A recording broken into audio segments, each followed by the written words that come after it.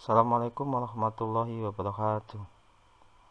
Bapak Ibu guru di mana Anda berada, semoga dalam keadaan sehat walafiat semuanya dan selalu dalam lindungan Allah Subhanahu wa taala.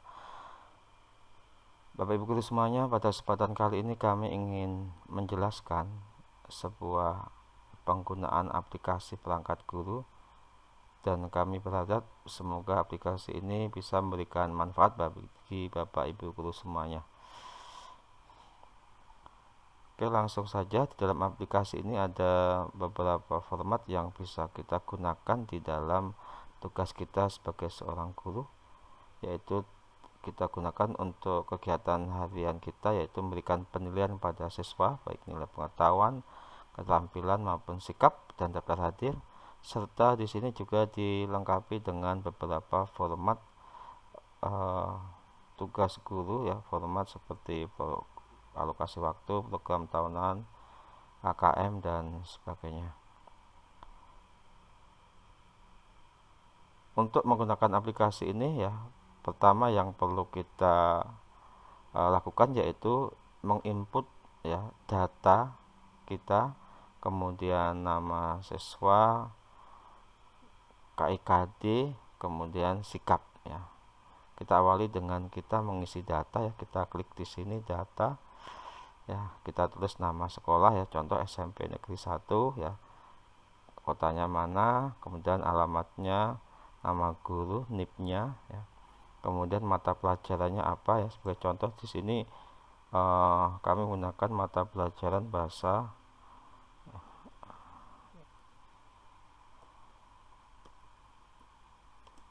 Inggris, ya.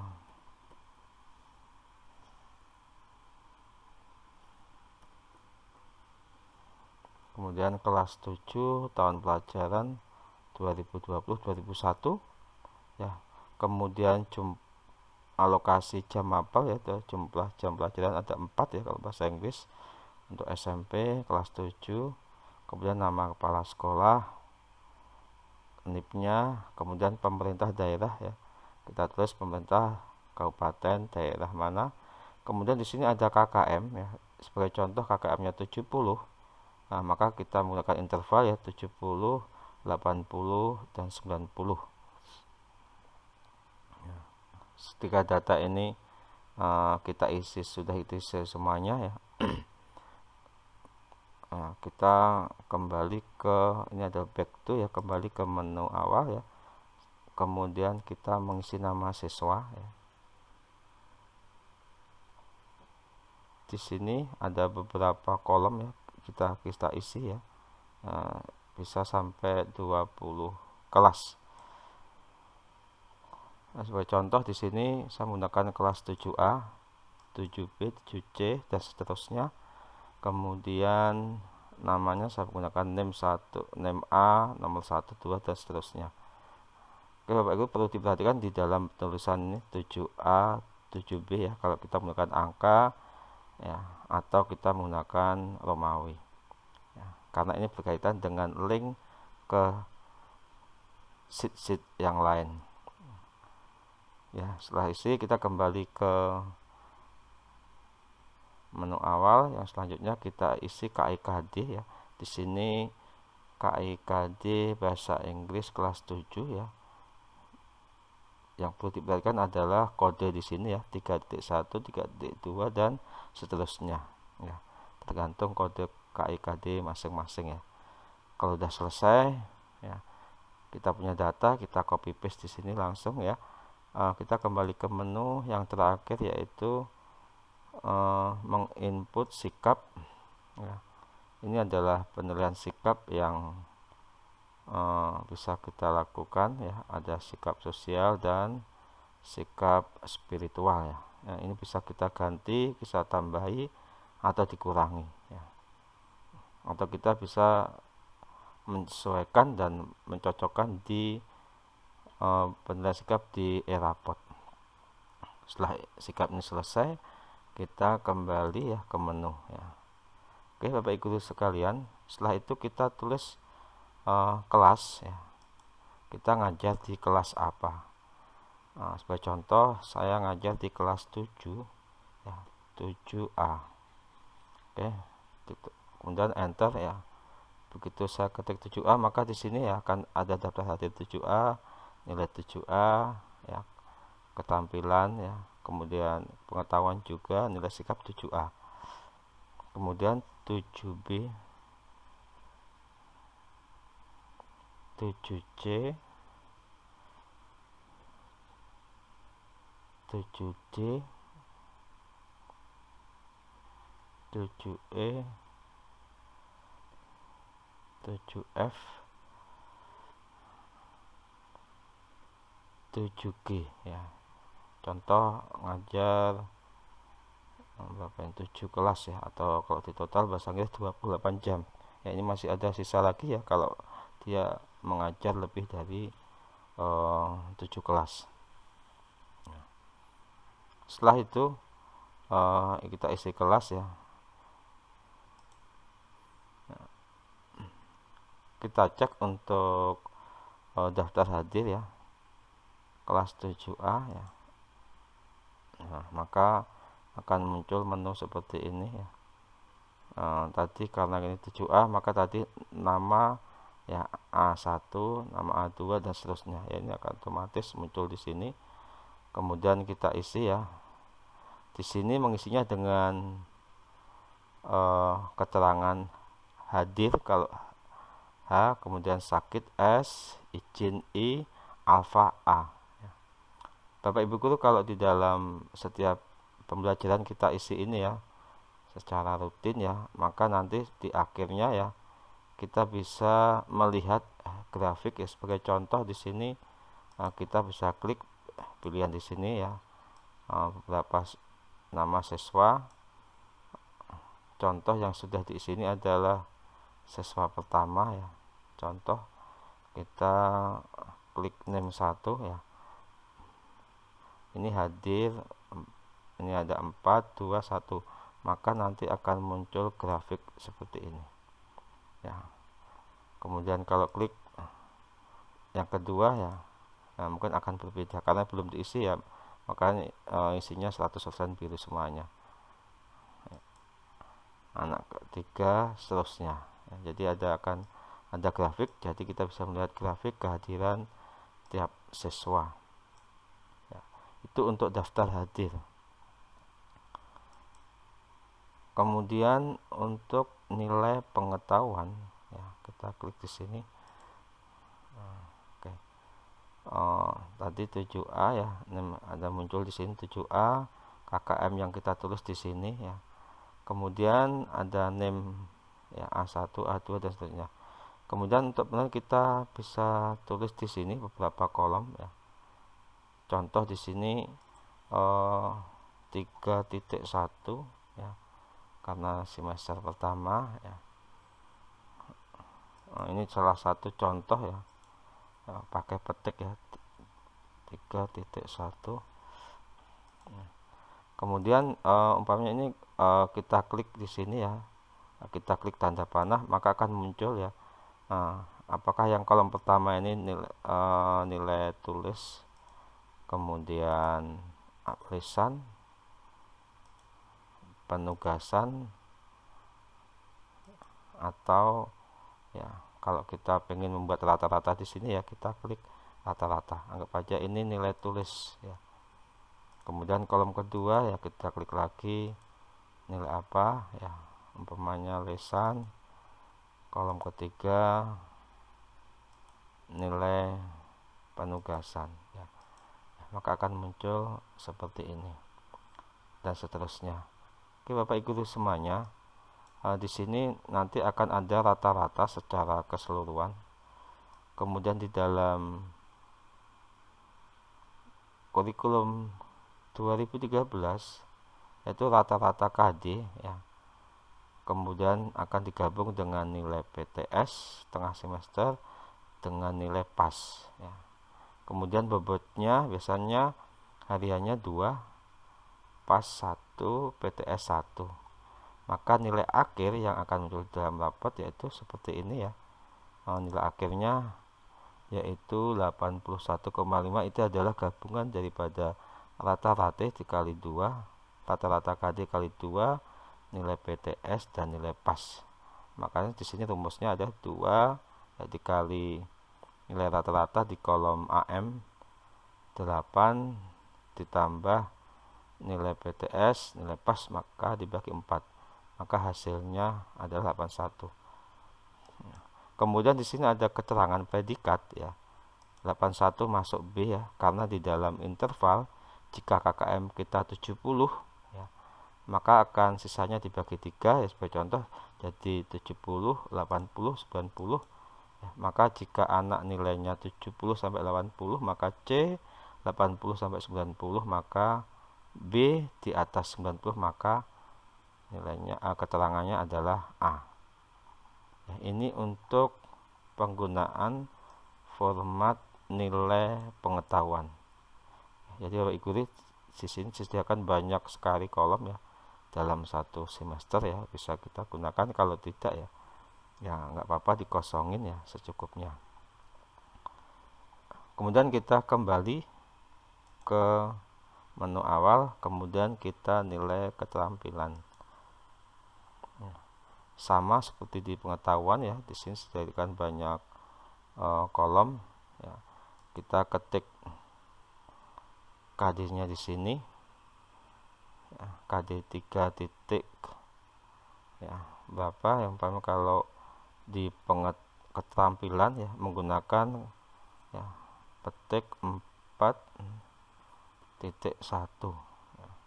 Kemudian jenis penilaiannya apa ya, disini kita klik, di atasnya ada tanda panah, ada produk, project, portofolio atau praktek. Di sini kita contoh buat pilihan produk. Nanti kolom kedua KD berapa, apa masih tetap 4.1 ya, tergantung daripada perencanaan kita di dalam membuat perencanaan penilaian. Kemudian di dalam keterampilan itu tidak ada PTS dan PAS ya. Kemudian yang ada aja project dan sebagainya. Kemudian ini adalah rata-rata seluruh daripada nilai secara dalam satu semester. Kemudian ini adalah predikatnya ya, sesuai tadi ya, ada 70, KKM 80 dan sebagainya. Oke Bapak Ibu sekalian, itu adalah penggunaan nilai keterampilan. Kemudian penggunaan nilai sikap, kita klik di sini ya, seperti yang kita tulis di awal tadi ya, maka akan secara otomatis muncul di sini ya. Kita bisa memberikan nilai spiritual dan sikap di sini. Ketentuannya kita bisa menggunakan angka ya, angka 70, 80 ya, atau bisa juga kita menggunakan keterangan baik ya, atau sedang dan cukup ya, sangat baik ya, atau kita gunakan A, B atau C ya, tergantung bagaimana kita memberikan penilaian sikap di dalam kelas ya. Kita kembali untuk kelas selanjutnya ya, saya kira sama, kelas 7B ya. Kita klik pengetahuan daftar hadir nih ya, sama penggunaannya. Kemudian nilai pengetahuan ya sama seperti tadi. Saya kira cukup untuk menggunakan format dalam daftar hadir, kemudian nilai pengetahuan, nilai keterampilan, dan nilai sikap. Bapak Ibu semuanya ya. Kemudian kita bisa menggunakan beberapa format di sini ya. Contoh ini adalah alokasi semester 1 ya. Kita isi umpamanya banyaknya minggu berapa, kemudian kegiatan yang tidak efektif berapa ya. Maka sebagai contoh di sini umpamanya ada 26 minggu, kemudian banyaknya minggu yang tidak efektif ada 10, maka banyaknya pekan efektif ada 26 ya. Kemudian dikurangi 10, maka ada 16 pekan. Makanya ada 16, di sini ada 4. 4 ini sudah link di data yang kita isi tadi. Maka di dalam satu semester 1 ini kita ada 64 jam ya, pelajaran. Kemudian kita kembali, kalau tadi alokasi waktu, sekarang ke contoh program tahunan ya. Ya, tampilannya seperti ini ya. Mungkin ada beberapa perbedaan ya. Ini data yang kita isi tadi ya, bahasa Inggris, nama, jumlah jam ya. Oke Bapak Ibu guru, kita bisa isi data di sini ya, KD ya. Kita seperti dalam pengisian data awal tadi ya. Ya, ini kode yang perlu diperhatikan ya. Sebagai contoh, ini kode KE3 ya, KD3 seperti ini. Kalau kita ganti sebagai contoh, kita ketik ya, ketik 3.2 ya, kita enter ya, maka di sini akan terganti sesuai dengan KD masing-masing ya. Kemudian kita tatap mukanya berapa jam ya, kita hitung ya, maka nanti terakhir muncul seperti ini. Ini untuk program tahunan. Kita kembali, kemudian sama juga seperti ini program semester ya, kita bisa ganti kodenya di sini, maka di sini akan menyesuaikan sesuai dengan kodenya ya. Jadi kita bisa ganti di sini program semester seperti yang kita rencanakan. Selanjutnya kita bisa menggunakan Kaldik ya, kalau kita bisa merencanakan Kaldik sendiri di dalam 1 tahun ajaran ya. Kemudian keterangannya di sini, liburnya berapa dan sebagainya. Kemudian agenda harian ya, ini kita bisa pakai di dalam keseharian kita di dalam kelas. Jurnal harian mengajar kelas ya.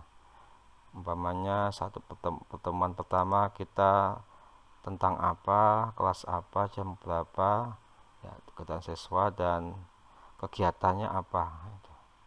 Nah, ini bisa digunakan atau bisa kita print ya, kemudian kita gunakan di dalam kelas untuk setiap pertemuan. Kembali ya.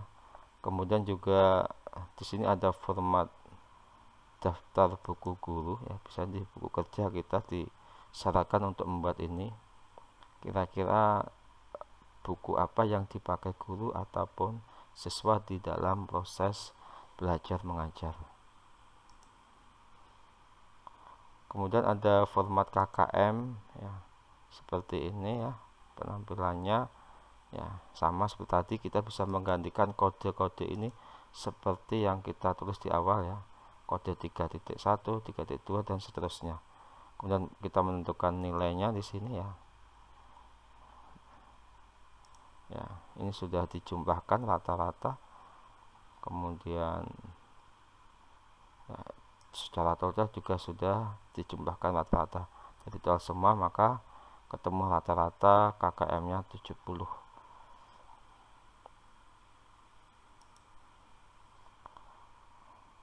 Selain itu juga ada perencanaan penilaian.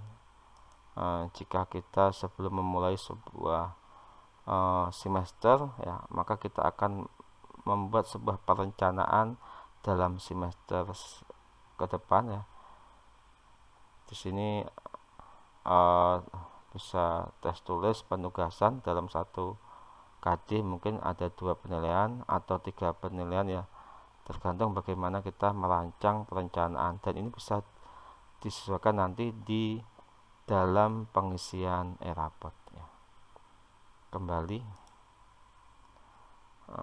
Bapak Ibu semuanya, di sini juga terdapat beberapa format yang bisa kita gunakan, yaitu di sini ada kisi-kisi ulangan harian atau kisi-kisi ujian akhir semester, tengah semester ya. Sebagai contoh di sini kisi ulangan harian, kalau kita pengen buat kisi-kisi ya,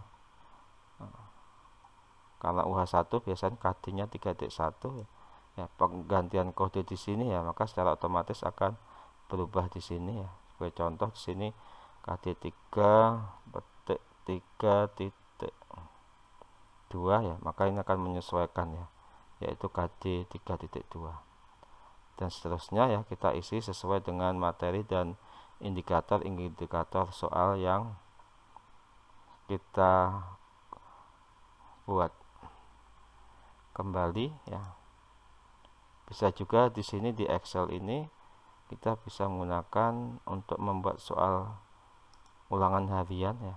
Ini sebagai contoh soal saya ya, salah satunya yaitu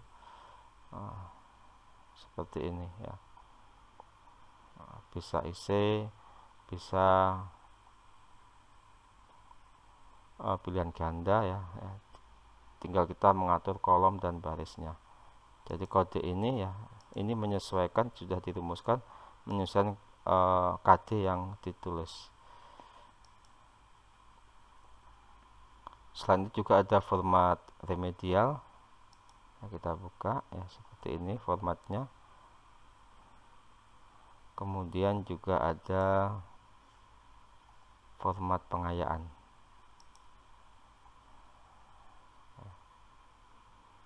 Seperti ini ya, sebagai contoh.